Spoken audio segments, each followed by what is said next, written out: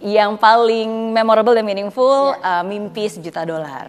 Ya, yang ditulis oleh Mbak Albertine Enda yang mengisahkan tentang pengalaman hidup saya. Awal mulanya bagaimana saya bisa menceritakan my life story, dan yang tadinya itu sebuah kesulitan berubah menjadi kekuatan untuk saya pribadi, dan akhirnya itu juga berubah menjadi sebuah kekuatan yang ketika orang baca, wah ternyata Miss Mary juga ngalamin ini loh, kalau Miss Mary Riana bisa, berarti saya juga bisa gitu. Jadi buku itu sih yang akhirnya memotivasi.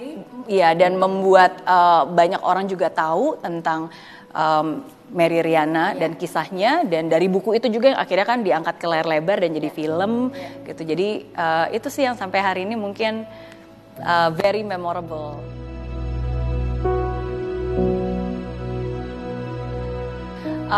Well, satu hal yang saya percaya dalam hidup ini kan kita nggak pernah tahu dan kita nggak pernah bisa mengendalikan orang lain mau bilang apa tentang kita.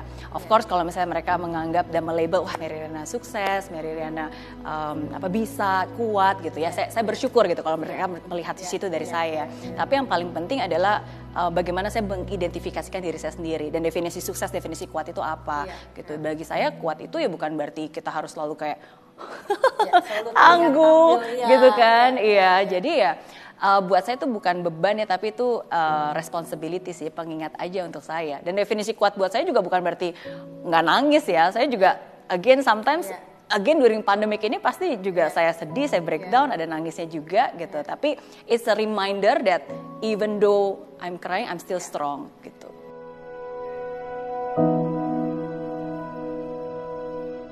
Iya, pasti kan jangankan jangankan seorang Mary Riana, siapapun itu, apapun posisinya pasti kan ada dua sisi kan, pasti selalu ada. Ya cuma again ya tergantung bagaimana kita sih, maksudnya kan sometimes kan kita juga nggak harus membuat semua orang setuju sama kita kan, tapi yang paling penting ya kita tahu apa yang kita ucapkan itu yang kita yakini. Kalau itu nggak sesuai dengan orang lain, it's okay. Saya menghargai dan saya menghormati opini mereka. Itu yang at least itu that's my opinion gitu kan.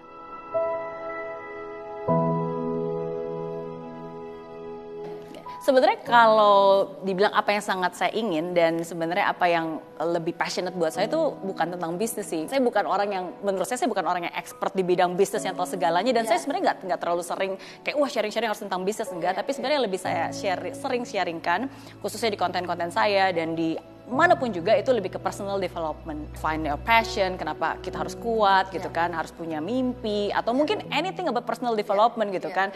How to deal with insecurities gitu, sesuatu hal yang memang sangat humanis karena kita sebagai manusia kan pasti ngalamin itu. Jadi justru itu yang menurut saya lebih passionate untuk sharingkan, dan lebih sering konten-konten seperti itu sih sebenarnya saya bagikan dibandingkan bisnis ya.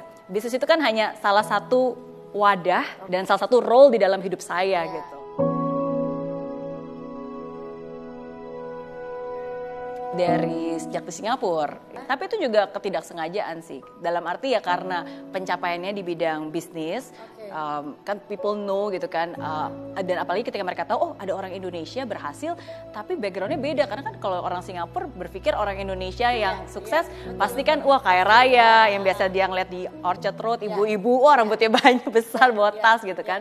Jadi ketika mereka tahu ada kisah yang berbeda dan Indonesian Chinese nggak semuanya kaya gitu, they are interested to know about the story and my journey, dan dari situ akhirnya saya mulai diundang, saya mulai sharing gitu. Jadi awalnya bener-bener kayak bukan ngajarin ya, I'm just sharing, dan akhirnya dari situ ya ternyata banyak orang appreciate, dan I find my passion dari journey-nya. Jadi saya ceritain dulu saya sarjana teknik elektro, kuliah di NTU ya kan, beda banget gitu kan, tapi akhirnya ini yang saya lakukan dan saya bersyukur ini struggle saya gitu, dan akhirnya ini saya capai, dan ternyata orang appreciate gitu karena mereka nggak merasa digurui, tapi mereka tetap belajar, dan itulah karena kan banyak orang pengen belajar tapi mereka nggak pengen diguruin kan, dan akhirnya dari situlah akhirnya ya terbawa sampai hari ini, dan makanya apapun juga yang saya sharingkan itu saya selalu konsisten.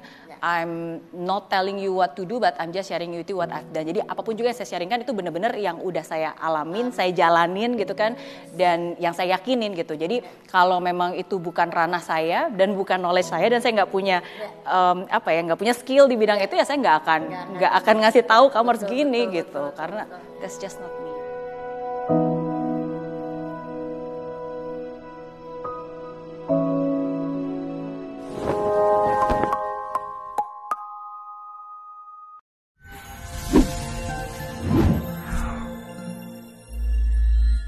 Di aplikasi Mary Riana tersedia lengkap video-video YouTube terbaru saya, artikel yang up to date, post inspirasi, koleksi merchandise, workshop dan seminar yang bisa kamu dapatkan free dan download sekarang juga gratis.